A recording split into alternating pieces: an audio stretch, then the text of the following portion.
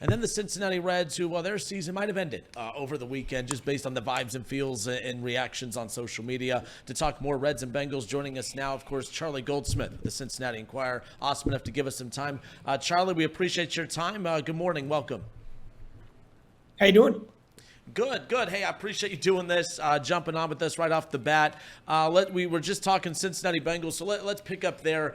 Preseason always a tough thing, because you want to get excited about it. Get excited for week one. You get a chance to see some of the starters. Not as much excitement, not a lot of starters, no starters pretty much in week two.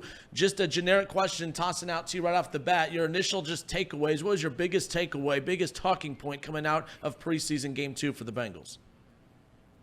Yeah, I think kind of the story of the season almost, especially on the defensive side of the ball, is how their draft strategy from the last few years panned out. And that strategy has been, as they invest in offense with money, they're investing through draft capital in the defense. And a lot of these guys we just haven't seen get a lot of opportunities in specific roles to see where these guys stack up and to see, a second-team defense chock full of young guys the Bengals are just banking on and counting on and depending on to really shape or to really level up that unit this season, to see those guys go out and do what they did against Caleb Williams for basically whenever that second-team defense or second/third-team defense was in the game. To me, that was really encouraging. To me, so much of the season for the Bengals is going to be about Osai, Murphy, Jenkins, Jackson when he's back, Dax Hill, who's in a new role. Obviously, Hill and DJ Turner didn't get too much opportunities, but kind of shut it down when they were on the field.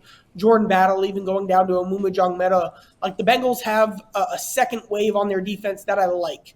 I like this unit more than what they've had with previous iterations of their second-team defense. Again, it was just a preseason game, but it was a rare opportunity to see these guys against starters. It was pretty much as sound as they could hope for. Yeah, that was going to be my follow-up to that was, of course, it's tough for fans to take a lot away from a preseason game, but the fact that we did see the backups for the Bengals actually really give a lot of resistance towards the starters for the Chicago Bears, that has to be a good sign, of course, for a rebound year for Anarumo's defense, who took a hit a little bit last year. I know things changed with some hits on the offensive side of the ball that changed how they attacked things, but yeah, you're right. Feeling really good about how they looked against the starters for the Chicago Bears. Yeah, I mean, look at two guys, too, like, Kris Jenkins, very welcome to the NFL moments in his first preseason game. Just played a lot cleaner, more explosive football in game 2.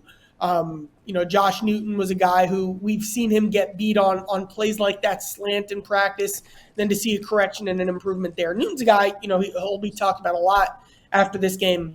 For a fifth-round pick, I think it's a very great place to be right now, a guy who I see as a situational backup corner.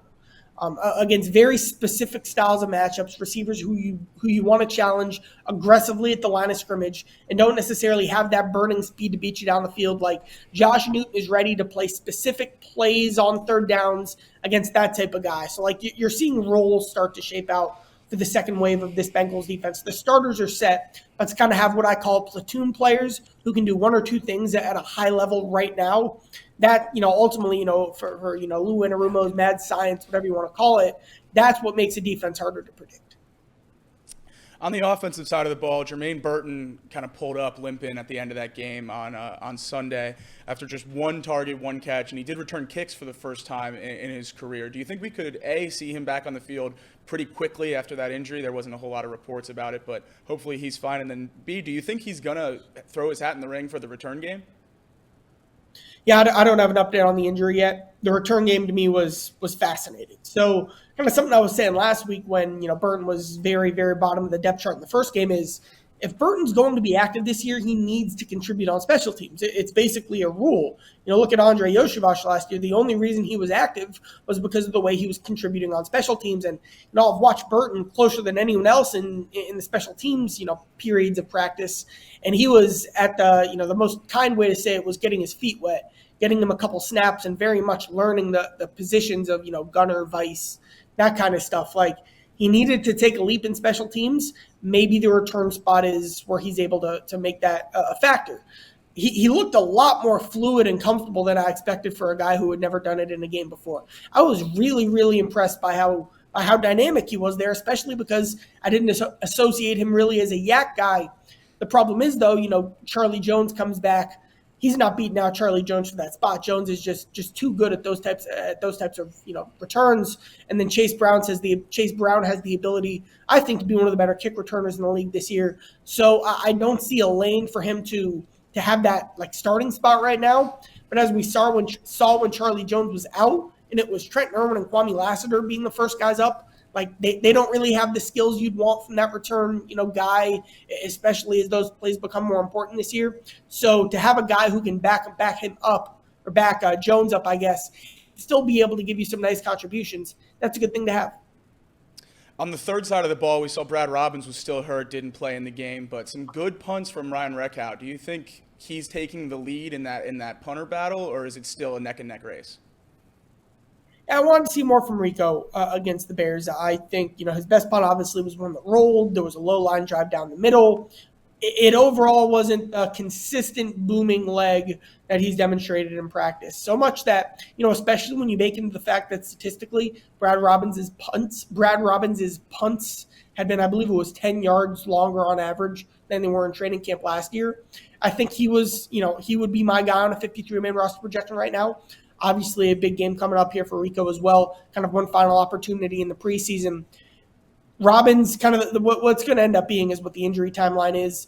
Maybe, you could even probably see a situation where, like, even if Robbins beats it out, but he needs another week, Robbins is on your 53-man roster.